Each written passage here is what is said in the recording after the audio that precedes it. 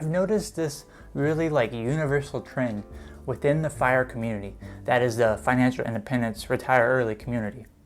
And what I've noticed with all these people is really crazy, because it's like they have this one thing that's in common, no matter what their background is and no matter what their situation is today. And just so you know, with the title, a fire starter is basically just a term that was coined by MarketWatch, the really popular finance website, where they talk about people in the financial independence community, and they follow them and they kind of just quickly tell their story within just a few minutes. And just by watching that and just by reading a lot of blogs and just looking at a lot of content and listening to a lot of content on financial independence, I've just noticed this one thing that just all of us seem to have in common. But the first thing I'm going to tell you about is what it's not, because there are a lot of misconceptions about financial independence. And when someone's trying to basically sum it all up in one word, it's really difficult.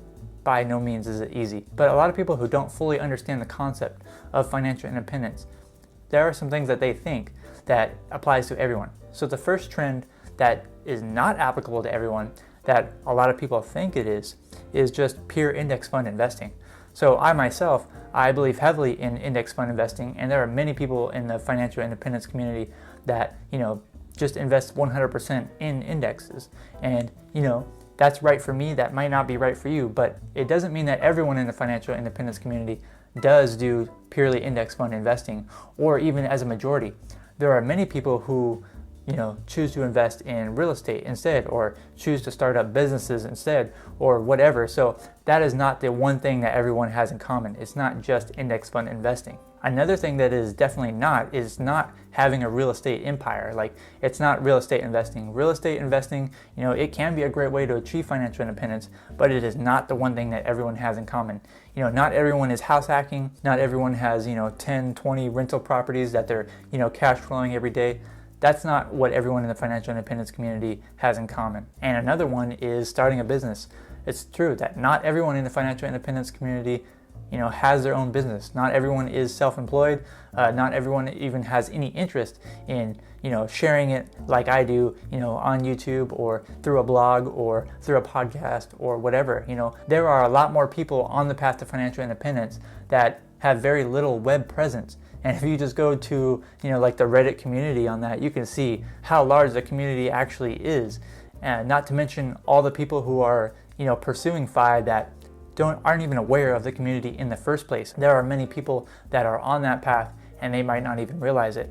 But starting a business definitely is not the one thing that I've noticed with everyone in the FIRE community. And another misconception that I think a lot of people have is that everyone in the FIRE community is making a ton of money. They're all highly paid professionals. They're either engineers like Mr. Money Mustache, or software developers, I think Brandon from the Mad Fianist is, or that they're all pulling in over 6 figures each, and they have and they have a spouse that's also bringing 6 figures, so they're bringing in 2 6-figure incomes. Certainly some financial independence influencers, they do that, but it is definitely not what everyone has in common. And speaking of the job, the financial independence community is not about everyone hating their job or just hating work.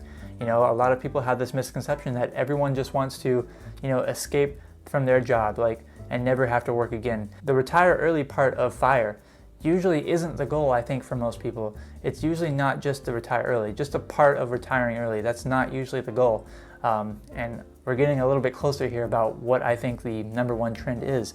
But one more thing I want to mention about what it's not is it's not despising, consumerism. So a lot of people in the FIRE community, they typically are, more frugal, or they are more minimalist. And, to a certain extent, I would identify that I myself have some of those qualities, but it doesn't mean that it's just a pure hatred for consumerism or even for capitalism or anything like that. Because I think that, consumerism and capitalism, I think those things actually make financial independence possible. If all those businesses that I am investing in, if they didn't have, continuous profits or continuous growth and they didn't have people buying their products, then maybe I wouldn't be able to be financially independent in the first place. So I definitely don't think that a majority of people in the FIRE community just straight up despise, consumerism or despise capitalism or anything like that. No, the real answer to what I have noticed with pretty much everyone in the financial independence community is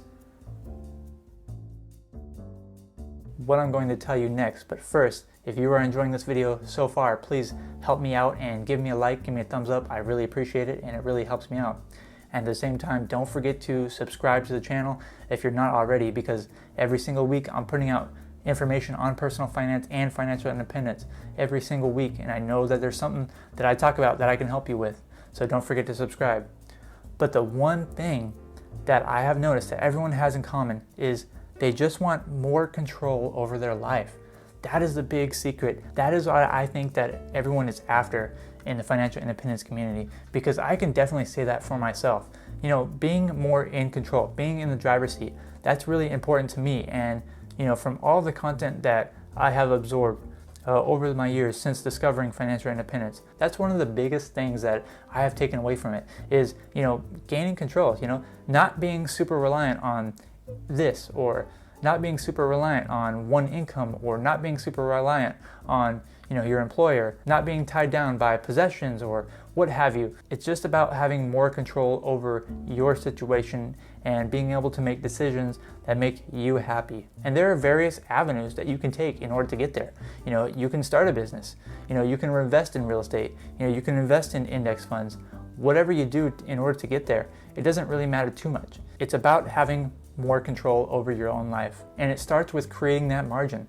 They either have to increase their income, they have to decrease their expenses, or they have to do some combination of both in order to create that margin in between that is going to allow us to gain more control over our life. Financial independence allows you to make so many different choices and allows you to gain more control of your life, no matter what path you take in order to get there. In hindsight, the numbers and the math are actually the easy part. It's the psychology and it's the work ethic of actually doing everything over an extended period of time in order to reach that goal and finally gain more control of your life. And if you want to join me on that journey, then please, the first step that you need to take, if you haven't already, is to watch this video that I made, because it is really important and it teaches you how to achieve financial independence in 10 years or less. It is the blueprint in order to gaining more control over your life.